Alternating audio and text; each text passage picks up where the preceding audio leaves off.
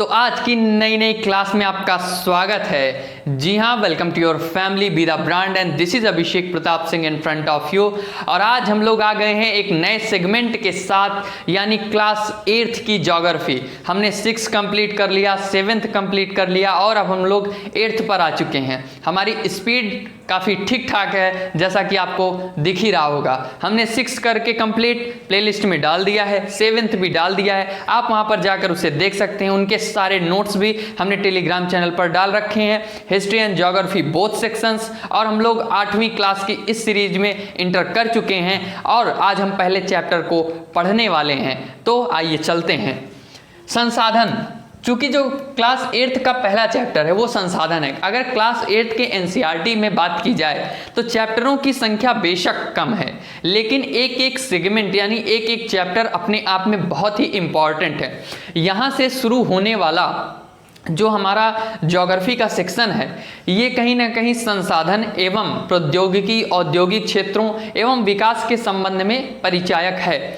चूंकि यह पहला चैप्टर है तो इसमें एक परिचयात्मक अध्ययन है कि आगे आगे क्या हमें मिलने वाला है, आगे चैप्टर्स में क्या मिलने वाला है, उन सब का एक बेसिक एक्यूमुलेशन इस चैप्टर में किया गया है। तो पढ़ते हैं संसाधन, रिसोर्सेज। ठीक है, ये क्या है?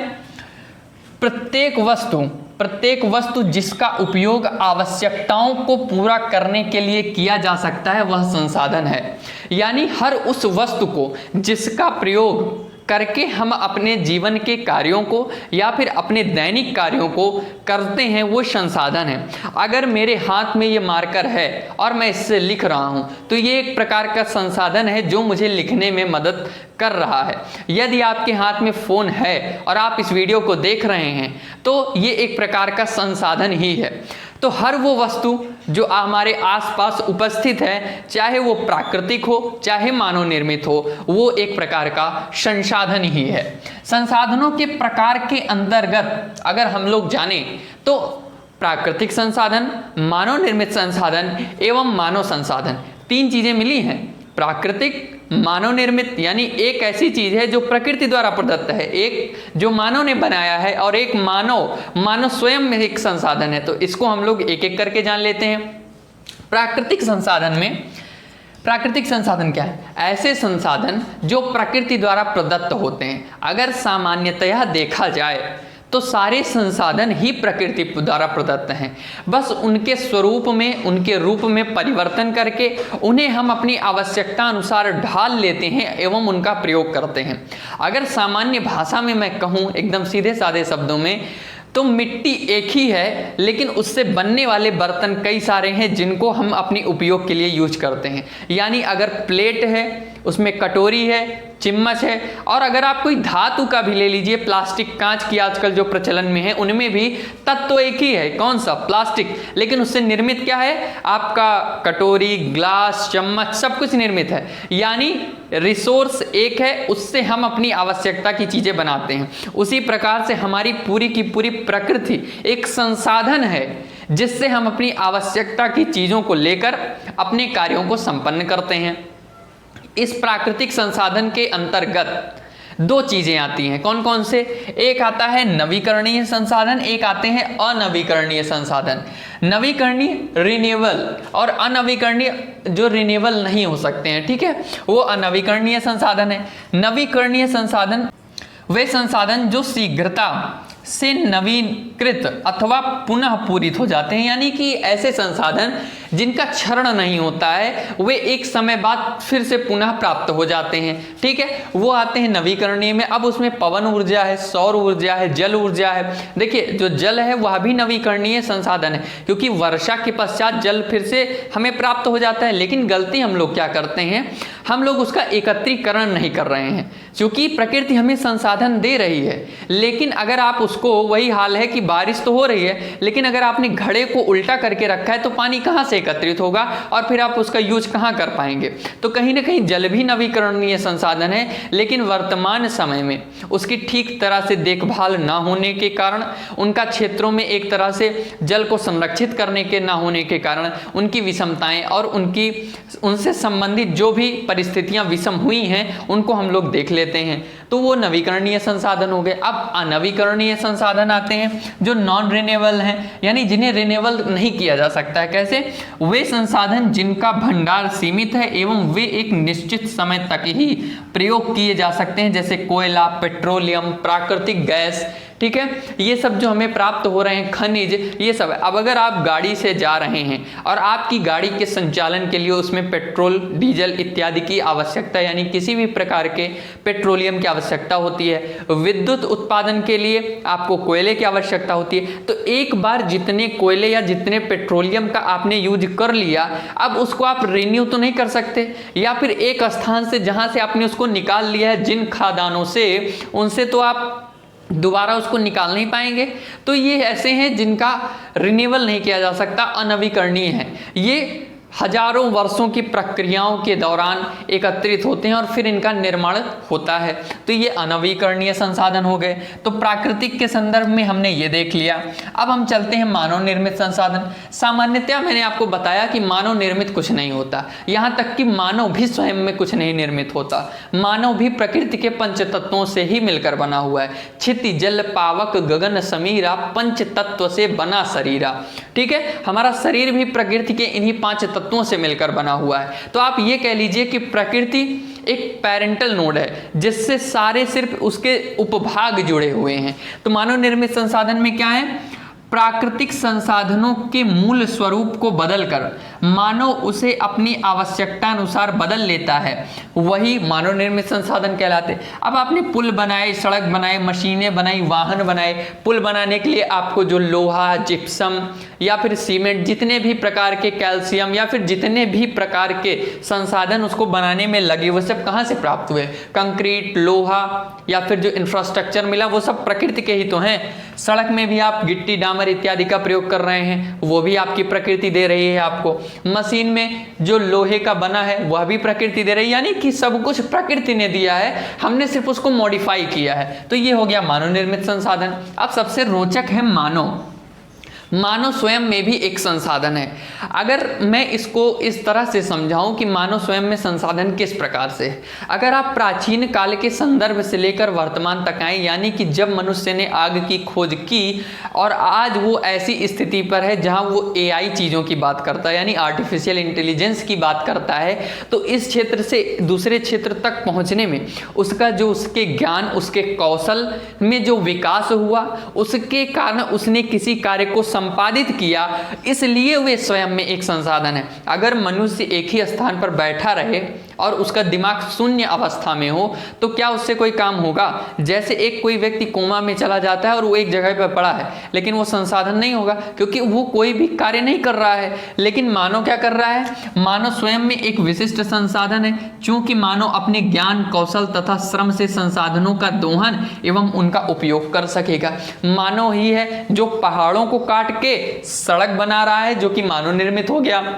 मानव ही है जो पहाड़ों को खोदकर जिप्सम या फिर वहां से कैल्शियम प्राप्त कर रहा है, खनिज प्राप्त कर रहा है, यानी मानव संसाधन के रूप में वहां लगा हुआ है। एक शिक्षक भी मानव संसाधन है, एक डॉक्टर भी मानव संसाधन है, ठीक है। हर प्रकार से हर क्षेत्र में मानव एक संसाधन है, तो इसको हमने जान लिया। फिर दूसरा टॉपिक पे चलें तो संसाधनों के विवेकपूर्ण उपयोग को ही संसाधन संरक्षण कहते हैं। अगर हम लोगों ने संसाधन के बारे में अध्ययन किया तो क्या आवश्यकता है कि हम संसाधनों के संरक्षण की बात करें, क्योंकि बीच के समय में, यानी जब हमें संसाधनों के बारे में जानकारी प्राप्त होना शुरू हुई तो हमारी जिज्ञासा इतनी ज़्यादा बढ़ गई।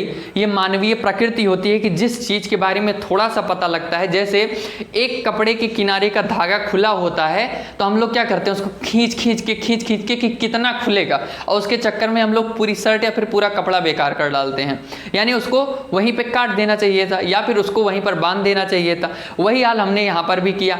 जब खनिजों के बारे में, इत्यादि क्षेत्रों के बारे में हमें जानकारी प्राप्त हुई तो हमने उसका अत्यधिक दोहन किया, प्राकृतिक वनस्पतियों को काटा, खनिजों का इतना दोहन किया कि आज संपूर्ण विश्व में यह विचारणीय बात प्राथमिक हो गई है कि खनिजों के प्रयोग को, संसाधनों के प्रयोग को किस प्रकार कम किया जाए, जिससे उनके सब्स्टिट्यूट में क्या यूज करें जिससे उनकी पूर्ति की जा सके। तो उसके लिए भी वह आवश्यक है, क्योंकि अगर हम ही सब यूज कर डालेंगे तो आने वाली पीढ़ियां, आने वाली जनरेशंस के लिए हम लोग क्या छोड़ेंगे, तो उसके लिए भी तो उनका आवश्यक होना है।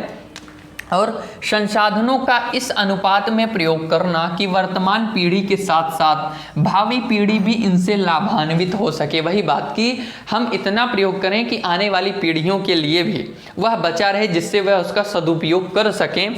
इसे ही सतत पोषणीय विकास कहलाता है। सतत पोषणीय विकास यानी कि सस्टेनेबल डेवलपमेंट। सस्टेनेबल डेवलपमेंट किसी चीज को सस्टेन करना कि आने वाली जनरेशन्स के लिए भी वो बची रहे, जिनसे हम उनका उपयोग कर सकें। संसाधनों के विषय में कुछ जानकारी हम लोग थोड़ा और प्राप्त कर लेते हैं। वे क्या हैं कि लोगों के कौशल को बढ़ाने के लिए, अब देखिए कौशल को बढ़ाने के लिए यानी कि यहाँ पर कहीं ना कहीं इनडायरेक्टली बात की जा रही है मानव संसाधन के विकास के लिए। चूंकि मानव स्वयं में एक संसाधन है और एक ऐसा संसाधन है जिसके बिना ज्ञान के संवर्धन के, उसके कौशल के विकास के बिना संसाधनों का सदुपयोग करके, उनका दोहन करके उनका उपयोग नहीं किया जा सकता है। तो इसलिए उन पर इन्वेस्ट करना जरूरी है। तो 1985 में भारत सरकार द्वारा मानव संसाधन मंत्रालय का गठन किया गया। किसके लिए? लोगों के कौशल के विकास के लिए। और दूसरी चीज, संयुक्त राष्ट्र संघ यूएनओ ने 25 सितंबर 2015 को, कब? 25 सितंबर 2015 को सस्टेनेबल डेवलपमेंट यानी कि सतत पोषणीय विकास के लिए वर्ष 2030 तक 17 लक्ष्यों को पूरा करने का संकल्प लिया है, जिसमें विश्व के कई देशों ने प्रतिभाग किया था, जिसमें P5 पर जोर दिया गया। किस पर? P5। अब वे P5 में कौन कौन से हैं? पीपल, प्लैनेट, प्रॉस्पेरिटी, पीस और पार्टनरशिप। पीपल यानी लोगों के विकास पर, ठीक है। प्लैनेट यानी कि पृथ्वी की सुरक्षा। प्लैनेट हमारा क्या है? हमारा अर्थ है, हमारी पृथ्वी है, तो उसके लिए। प्रॉस्पेरिटी यानी समृद्धि के लिए। पीस यानी कि शांति के लिए। और पार्टनरशिप यानी कि सहभागिता के लिए। यदि लोगों का विकास किया जाएगा, उनको समझाया जाएगा, तो जो हमारा अर्थ यानी कि हमारी पृथ्वी है, उसका भी एक सतत पोषणीय विकास होगा। खनिजों, खाद्यान्नों इत्यादि का प्रयोग उस मात्रा में होगा जिससे उनका भविष्य में आने वाली पीढ़ियों के लिए उपयोग किया जा सके। प्रॉस्पेरिटी, इससे हमारी समृद्धि होगी और इससे शांति का भी निर्माण होगा, यानी चारों तरफ शांति विकसित हो जाएगी। और पार्टनरशिप यानी कि सहभागिता का भाव भी आएगा, ठीक है। प्रौद्योगिकी क्या है? प्रौद्योगिकी यानी टेक्नोलॉजी। प्रौद्योगिकी यानी टेक्नोलॉजी। तो टेक्नोलॉजी जैसे ही शब्द हमने कहा, आप समझ गए होंगे कि किसी कौशल या कार्य अथवा वस्तु बनाने में नवीनतम अनुप्रयोग ही प्रौद्योगिकी है। टेक्नोलॉजी क्या है? किसी भी काम को करने के लिए जो एकदम प्रेजेंट टाइम की जो टेक्नोलॉजी होती है अवेलेबल, एकदम जैसे मान लीजिए वर्तमान समय में AI, आर्टिफिशियल इंटेलिजेंस वर्तमान की सबसे सुप्रसिद्ध टेक्नोलॉजी है, जो किसी क्षेत्र में या फिर हर क्षेत्र में प्रयोग की जा रही है, तो वो प्रौद्योगिकी हो गई। इसी प्रकार से अब एक चीज़ थोड़ा रोचक शब्द है, वो है पेटेंट। इसको जान लेते हैं। इसका तात्पर्य किसी विचार अथवा आविष्कार पर एकाधिकार से है। हम समझाते हैं आपको पेटेंट क्या है। जैसे मान लीजिए किसी ने कोई नई चीज़ इन्वेंट की, या फिर किसी भी चीज़ के संबंध में किसी ने अपना ऐसा विचार दिया जो कि प्रासंगिक है और उसका मान्यता दी जा सकती है, या फिर कोई ऐसा आविष्कार किया जो कि सिर्फ आज तक इससे पहले नहीं हुआ है और वो प्रासंगिक है, जिसका उपयोग मानव के हित में किया जा सकता है, तो उसके लिए वो व्यक्ति क्या करता है कि उसको कुछ समय के लिए अपना पेटेंट यानी कि एक उसका प्रोसेस होता है, उसके अंतर्गत वो एक अधिकार उस पर प्राप्त कर लेता है कि इतने 20 वर्षों के लिए, 70 वर्षों के लिए या कुछ समय के लिए मेरे अलावा ना तो इसे कोई पब्लिश करेगा, ना ही कोई इसे बनाएगा, और ना ही इसका जो बनाने का तरीका है इसको मार्केट में लॉन्च किया जाएगा, यानी उस पर एकमात्र उसका अधिकार रहेगा। जैसे सामान्य भाषा में आप ये समझ सकते हैं, जब भी कोई लेखक किताब लिखता है तो उसका भी पेटेंट होता है कि इतने वर्षों के लिए सिर्फ यही पब्लिकेशन इस किताब को छापेगी और नहीं छाप सकती। उसी प्रकार से उसके आविष्कार और विचारों का भी होता है। तो आज की क्लास काफ़ी छोटी थी, जो कि संसाधन था। आगे की क्लासेस ठीक ठाक मात्रा में बड़ी होने वाली हैं। तो आज की वीडियो यहीं तक, मिलते हैं नेक्स्ट वीडियो में। इस चैप्टर से रिलेटेड जो नोट्स हैं वो आपको पता ही होगा कि टेलीग्राम चैनल पर मिल जाएगा। तो वीडियो को ज़्यादा से ज़्यादा लाइक, शेयर एंड सब्सक्राइब करें, क्योंकि ये नया सेगमेंट है क्लास 8th का, तो लोगों तक पहुंचाएं। मिलते हैं अगली वीडियो में।